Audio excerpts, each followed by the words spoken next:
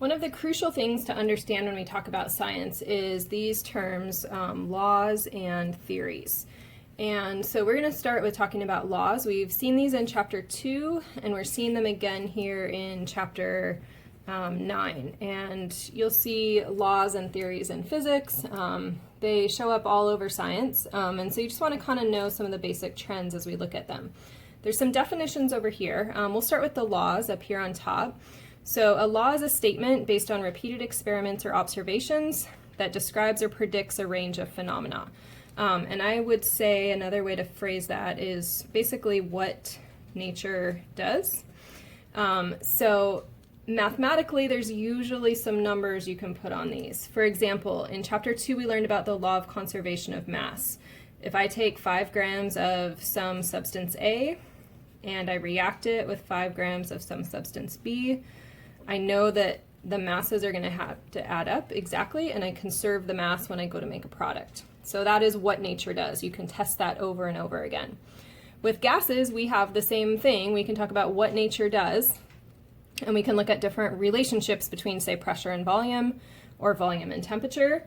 So we have often here predictable math relationships.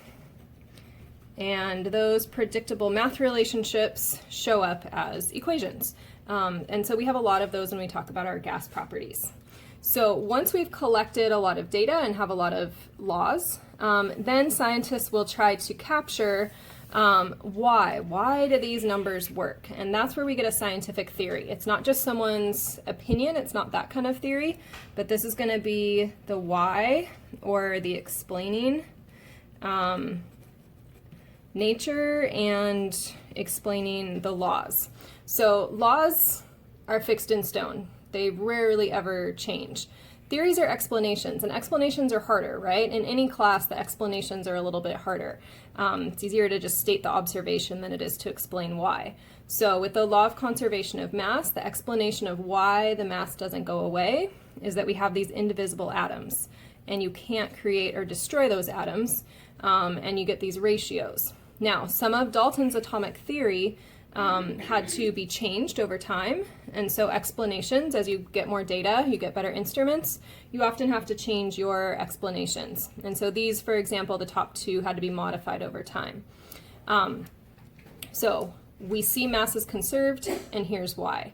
We see these gas laws, and here's why. This was developed, these concise, well-supported statements were developed over a couple hundred years. So when we talk about gases, this is what you'll see in an animation of gases as well. Gases are composed of very small and widely separated atoms. So if I have a particle picture in my head and I pop a lid onto this container here, I'm going to have gas particles that are very small and widely separated. The particles of a gas behave independently of each other. So it's not like solids and liquids where they're all stuck together with intermolecular forces. The gas particles are really far apart. And then each particle in a gas is in motion. So it's not these static pictures that I can draw for you, but if you look at the simulations, you'll see that they're in motion. And I'm going to write KE for kinetic energy. These particles have kinetic energy, so I could try to add some little tails here to see if I can show the movement of those particles. So another thing about the gases is the pressure of the gases arises from the collision of the particles with the walls. So those little moving particles are going to crash into the walls, and that's where pressure comes from. Finally, the average kinetic energy depends only on the absolute temperature. So we will be working in absolute temperatures, which are going to be units of Kelvin.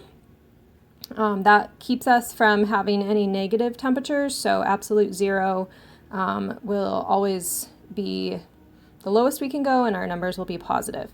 So with pressure, we have seen some of our laws and some of our theories, what nature does, why it works that way. And the cool thing about these theories is they are a starting point for future experiments. So you might choose to prove them, or you might choose to disprove them. And different scientists take different approaches. We need both, so we can strengthen our theories, or we can find out where they're wrong and we can make them better. So that is a little glimpse of laws and theories, be able to distinguish between the two of them.